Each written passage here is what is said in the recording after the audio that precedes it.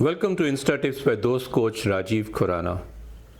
आज की क्वेरी आई है मिस्टर रजत भल्ला से, जो पूछते हैं कि कोशिश तो वो बहुत करते हैं रिजल्ट्स लाने में, लेकिन बीच में कहीं भटक जाते हैं, तो अपने फोकस को कैसे रखा जाए। बड़ा इंटरेस्टिंग क्वेश्चन है। मैं आपको एक कहानी सुनाता हूँ। एक बार ना जंगल में बंटवारा हो गया। आधा हिस्सा शेर के पास चला गया और आधा बंदर के पास। अब बंदर राजा हो गया। कुछ समय बीता तो एक बकरी बंदर के पास गई और बोली, बंदर बंदर, मेरे बच्चे को शेर उठा के ले गया, कुछ कर। बंदर को चढ़ा गुस्सा, तो कहा चल मेरे साथ। अब बंदर कूदता फांदता एक पेड़ से दूसरे पेड़ बॉर्डर पे जाके पहुंच गया। अब बॉर्डर पर जाकर उसने कभी एक पेड़ से कूदा, दूसरे पे गया, दूसरे से तीसरे पे गया और आधे घंटे तक कूदता रहा। बकरी बड़ी देर तक देखती रही और फिर पूछती है, बंदर कुछ करेगा भी या ऐसे ही कूदता फांदता रहेगा।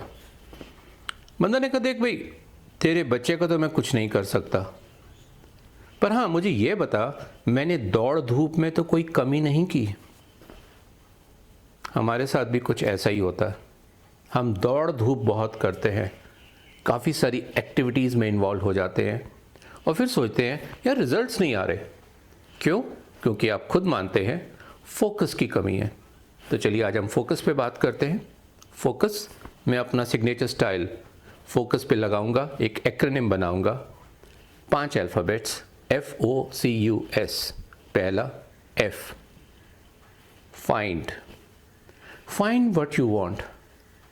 पहले हमें ध्यान तो केंद्रित करना पड़ेगा कि हम आखिर चाहते क्या हैं अपने लिए। जब तक ये नहीं होगा तब तक तो हम इधर उधर ही देखते रह जाएंगे। दूसरा O, अपॉर्चुनिटीज़। हमारे आसपास अवसर कैसे हैं? क्या हम अवसरों का हम इस्तेमाल कर सकते हैं? क्या वो अवसर मेरे लिए हो सकते हैं? जैसे कि कई बार स्टूडेंट्स कहते हैं, हे मैं ना एस्ट्रोनॉट बनना चाहता हूँ। ठीक है, दुनिया में लोग बनते हैं, लेकिन जिस तरह की पढ़ाई, जिस तरह की बैकग्राउंड, जिस तरह की ट्रेनिंग भारत में है, कितने लोग एस्ट्रोनॉट बनने की संभावना रखते हैं? क्या वो मेरे लिए अप्रोप्रिएट है? अगर नहीं तो मुझे अपने अवसरों को अपने हिसाब से देखना पड़ेगा। तीसरा C, कॉम्पिटेंस। क्या मेरे पास पर्याप्त नॉलेज है? मेरे पास पर्याप्त टैलेंट है? नहीं है तो क्या मैं एक्वायर कर सकता हूं? कैसे कर सकता हूं?